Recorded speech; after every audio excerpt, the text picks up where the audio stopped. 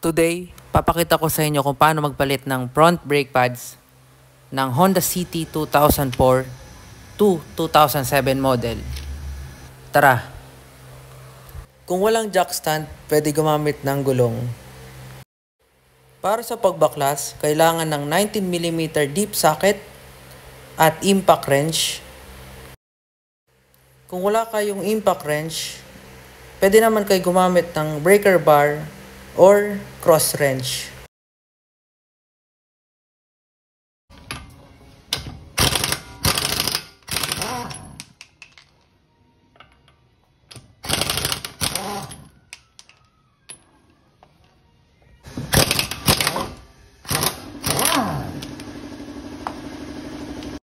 Next step, alisin tong gulong. At ilagay naman tong gulong sa ilalim ng kotse for additional protection. Next, ilusin yung upper bolt ng caliper gamit ang 12mm deep socket or open wrench. Pwede kayo gumamit ng tubo kung matigas yung bolt. For the lower bolt, gumamit kayo ng 3/4 open wrench with the help of 12mm deep socket and tubo para mas madali ang pagtanggal ng bolt.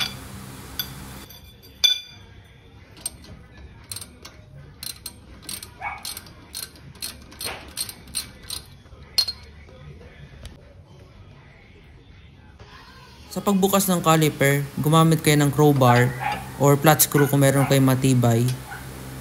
At i-wiggle-wiggle nyo hanggang sa mag-loosen yung caliper.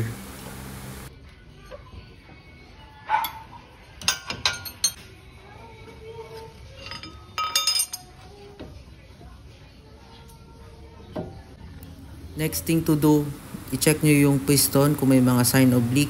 Kailangan na papalitan ng mga oil seal or repair kit para isahan ang gawaan.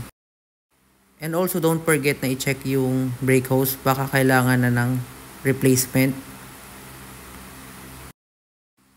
Next step, alisin na yung brake pads.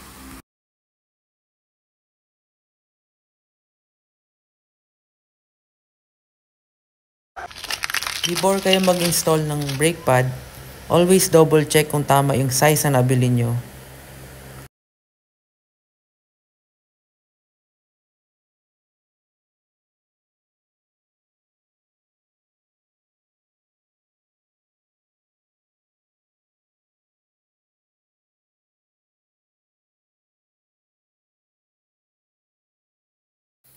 So this is the comparison ng dalawang brake pad, yung bago tapos yung luma. As you can see, tingnan nyo, yung lumang brake pad sobrang pudpud na siya. So malapit na sa indicator, pwede na rin makadamage doon sa rotor disc. So it's time para palitan na tong bagong brake pad. Before install yung brake pad, gumamit kayo ng brake cleaner and toothbrush. Or kung wala kayong brake cleaner, you can use soapy water. This is optional kung meron kayong air compressor. Pwede nyo siyang sprayan ng air spray para mag-dry agad.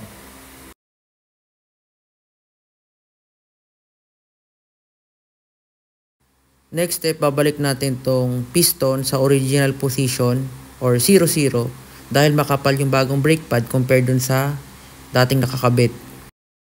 Kung may C-clamp kayo, gumamit kayo ng C-clamp sa pag-press nung piston.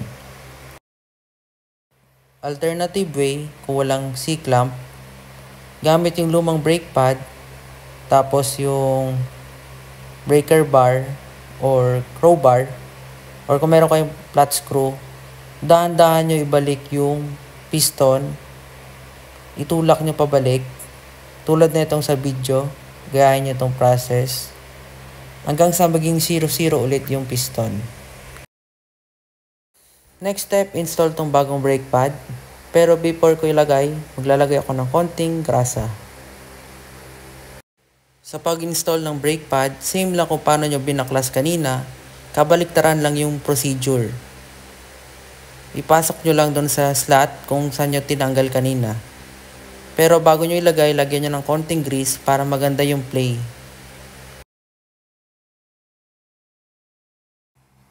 After malagay yung brake pad, pwede na ito ibalik na caliper cover. Pero alalay lang sa paglagay, baka magalaw yung mga metal shim, mahulog.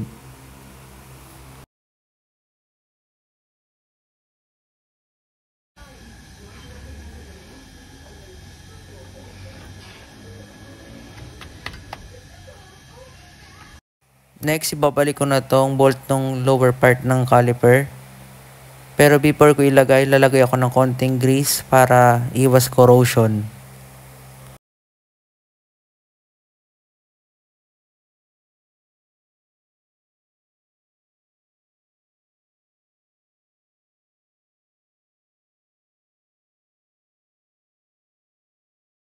Next, higpitan natin tong dalawang bolt ng caliper. Alalay lang sa pagigpit, hindi yung sobra. Pero make sure na tama yung pagkakahigpit natin dahil ito ay brake system, pwede itong kumalas. After ma-double check lahat ng kailangan ikabit sa caliper, pwede na ibalik tong gulong. Tapos ilagay na itong mga lug nuts. After makabit ang mga lug nut, higpit na ito gamit ang power handle or kung meron kayong impact drive para mas mabilis ang trabaho. Pero huwag nyo kakalimutan yung process ng paghigpit, yung cross pattern para equal yung higpit ng mga gulong. Pag okay na, paikutin yung gulong. Kung may mga sumasabit pa, i-double check ulit. Pero kung wala na, ibaba na ang jack para matesting na sa kalsada. Kung meron kayong torque wrench, mas maganda higpitan nyo gamit ang torque wrench para maganda yung torque specs ng lug nuts, maiwasan ng disgrasya. Or kung wala naman, kung may malapit sa inyong vulcanizing na may torque wrench, paigpitan nyo to gamit ang torque wrench para sa ating safety. Or kung wala talaga, alalayan nyo na lang sa pagigpit.